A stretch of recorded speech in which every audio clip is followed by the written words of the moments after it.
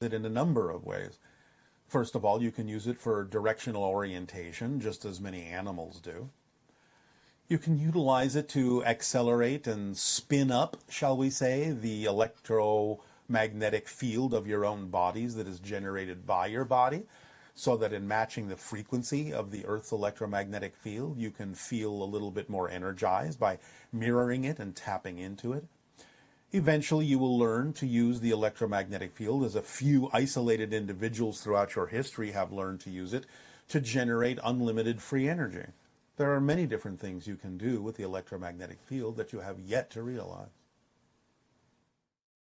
Okay, and also for healing? Yes, of course. So basically for free energy, for healing. Yes. Sounds good. A lot of people have questions about soul contracts. Yes. Like, one question that's come up is, if you make a soul contract on a certain level, and then you're here on Earth and you're living your life and you decide you don't want that soul contract anymore, how are you empowered to change that? Do you have to go to the higher level to do it? Can you just make a statement, I decide I want a different contract? Or No. How does that work? You have to find a way to learn the lesson that the contract originally intended. You can always find a different way to learn the lesson, and you don't have to do it while you're physical, but you've made a commitment, and the commitment, in a sense, shall we say, has been chiseled into the fabric of existence itself. So the purpose, the intention behind the original soul contract must be fulfilled, but it can be fulfilled in any number of ways. But you can't avoid the commitment that you made in the contract, the reason for the contract. You don't have to do it in the original way you designed the contract, but you do have to fulfill the commitment you made behind the purpose you originally intended the contract to fulfill. And is often that contract basically about becoming self-empowered? In general, yes. And self-acceptance. Yes, but it can have some specific attributes to it that also you have deemed were important for you to learn as a soul. So you may still have to find ways in which to learn those specific things, but again, you can find other ways to do that. As long as you fulfill the intention of the contract, you don't have to fulfill the letter of the contract. Sort of like the idea of you'll walk down the hall. Yes. And you can do it many different ways. Yes. But ultimately, whatever was behind the initial contract that you created for being here. Yes. That is something you have to play. You knew what you were doing. You knew what you were doing when you chose the intention behind the contract. So attempting to avoid the intention is a form of resistance to the true self. But there are many ways you can go about learning the intention, fulfilling the lesson that you chose to create that contract for. You don't have to do it with the letter of the contract, but it is important to do the intention behind it, because you deemed that to be absolutely essential when you created the contract, and therefore it's an essential part of your being as a unique reflection of all that is, and you can't avoid being your true self. You can delay it, but you can't avoid it. So when you choose to experience life on Earth, yes, one thing you choose is the family you'll be born into. Generally, yes, for a variety of reasons. And you'll have some recognition that that particular circumstance, while you can't control the way the negativity is expressed, in a sense, because people come here and then they go, well, why am I here? And I'm suffering. I'm in this terrible family. Stop. Yes, you cannot control the way that the negativity may be expressed toward you. You can control the way you choose to receive it. And that's what counts. Because again, remember, it's not about what happens. It's about what you do with what happens that determines how you experience your life.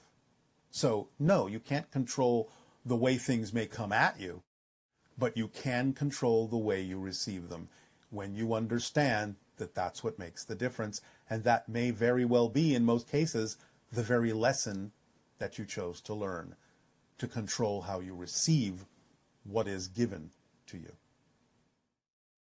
So it also comes down to trusting your higher levels of yourself and recognizing that the choice that was made to be here, regardless of what circumstance you currently find yourself in, that it was designed for you to evolve and to become more of who you truly are. Yes. And so it's not a good idea to like get mad at your higher levels and say, well, why did you do this to me, or feel victimized by that? Yes. Or to be, in a sense, angry at the beings that are in your reality that you may feel put upon by. Yes, in general. Although do remember, some people have chosen to experience the idea of victimhood as their life choice, so that they can add that to their soul and have a deeper understanding of all those who may be experiencing it in a way that perhaps someday they can help with. So sometimes a person may choose, this life is going to be about experiencing what it's like to be a victim. And I'm not going to change that, because I will deal with the lesson that I've learned from doing that somewhere else.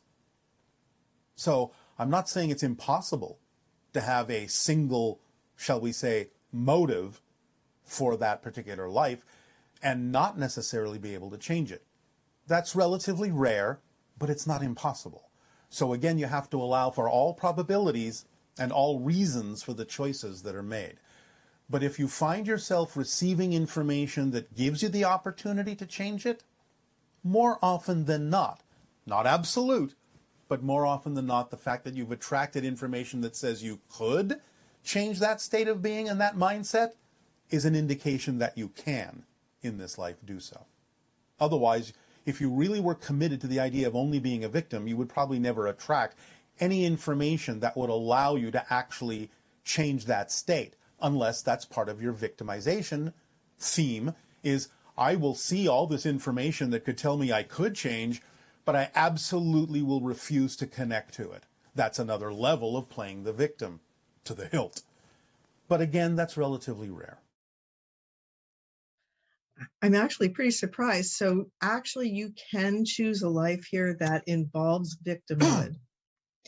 And then you may or may not be able to change that depending on how it serves you not to do so, and how it may serve others not to do so when you finally are capable of applying the lessons you learned by being a victim.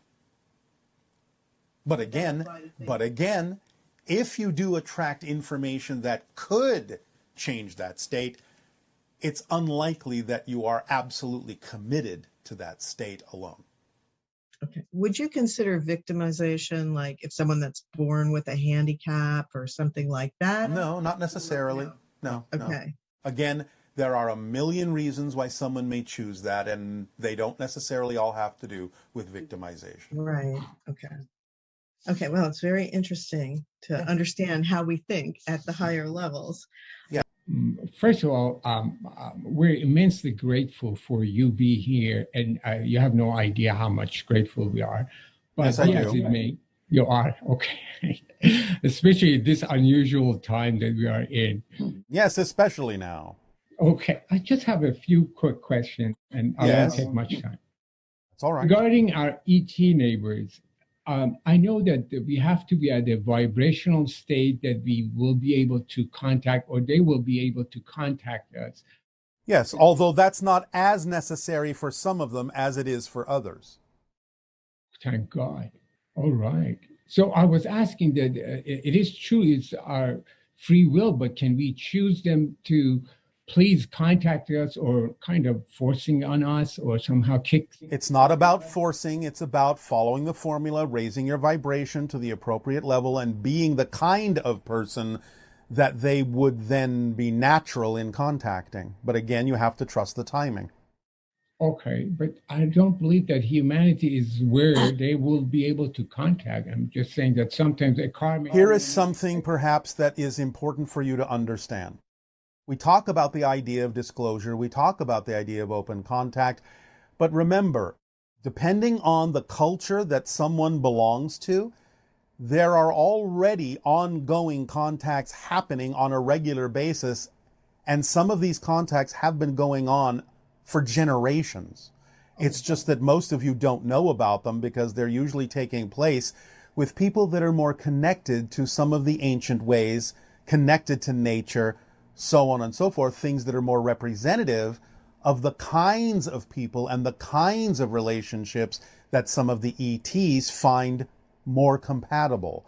So when we talk about the idea that open contact is about to happen in the future, we're actually only referring to certain cultures on your planet that haven't yet allowed themselves to open up enough or connect to nature enough or be themselves enough for that contact to occur in their culture. But there are cultures on your planet that have been having contact for thousands of years. So these prophets or seers, and let's say, for example, Jesus, Yes. were they a human or were they also connected to?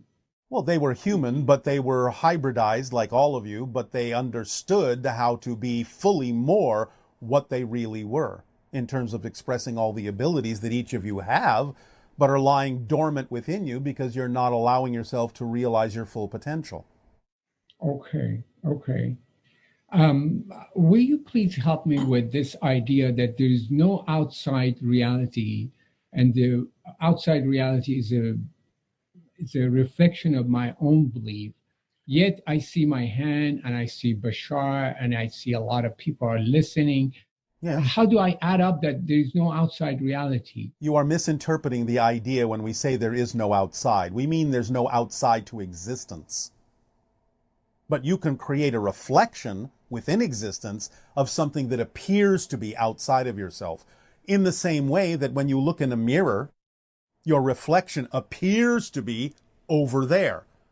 But it's not really. It's all the light coming back to your eyes. There's really nothing over there. So the idea is that the outside is simply an illusion that you create for your own purposes, for your own convenience to experience certain things. So don't misunderstand what we mean when we say there's no outside. There is outside as an experience. There's just no outside to existence. So I'm talking to Bashar, that does exist. But you're talking to your version of me. You're creating your version of me in your consciousness, knowing that I exist on a fundamental level. You are willing to match my vibration enough to create your version in order to communicate with me, just as I am creating my version of you to communicate with you. Your version of me may not exactly be my version of me, and your version of you may not exactly be my version of you, but it's close enough vibrationally that we can actually exchange the idea of information. All right, right, okay. And on that issue, when do we say this is a belief and when it is actually a fact? There are only 5 facts. Now, we understand you can say it's a fact that I'm experiencing this, but that doesn't mean the experience isn't created from a belief. Do you understand? Let me give an example. Sure. Okay, there are 40 million people live in California, Yes. 30 million cars, and Yes. they burn like 20 million gallons of gas every Yes. day. Yes. So I say it's factually, I, as a person in California responsible for global warming Yes. and all these fires that we have. So It is a fact. or this is a belief. It is a fact that you have created that experience with your beliefs. That's the way you use the term fact. In other words, these things can change. And if they can change, they're not fundamental facts. They're temporary facts that you've created with your belief systems. So when we say fact, we mean things that cannot change, ever, for any reason whatsoever. We're talking about the fundamental structure of existence itself. But the facts that you're experiencing in your reality are simply the product of your belief systems, and they can be changed. Therefore, at most, we would call them temporary facts, rather than something so factual it can never be changed. Okay, in this version of reality I'm in, would the global warming get rid of the humanity? If it continues in that way, yes, it can be the destruction of the environment on your planet, as has happened on other planets. So the idea is to shift yourself by following your passion in the formula that we give you, shift yourself to different versions of Earth that are already more reflective of something other than those experiences that you don't prefer. At the same time, the way you do that is by acting physically in the best interests of demonstrating to people how to do things, how to act, how to make choices that are more representative of a different kind of world. So that's what makes it easier for you to shift there and also give others an opportunity to do so as well, should they choose to do so, by seeing an example in you of the kind of behaviors that would be more representative of the kind of world you prefer. Thank you. Thank you so much. You're welcome. Does that help? Definitely. Can I ask one or two more questions? Do I have Well, time? again, that was a question. Yes. What do we take from this life to afterlife? You take your experience. You take what it is you wish to apply to your own path, your own growth, and go on to the next adventure, whatever that you choose that to be. And when we say thank Bashar or thank God, who we are thanking? Yourselves in a different reflection. So if I say thank God, that means I'm thanking myself? Well, you're thanking the idea of the whole concept of existence itself. You are expressing gratitude at being a part of it. So I'm not saying it's completely just yourself as an individual, but you are a part and an expression of all that is. So in a sense, you are being grateful and in appreciation of yourself as yourself, but simultaneously also as the whole of everything that is beyond you as an individual. Okay. Thank you. I appreciate it.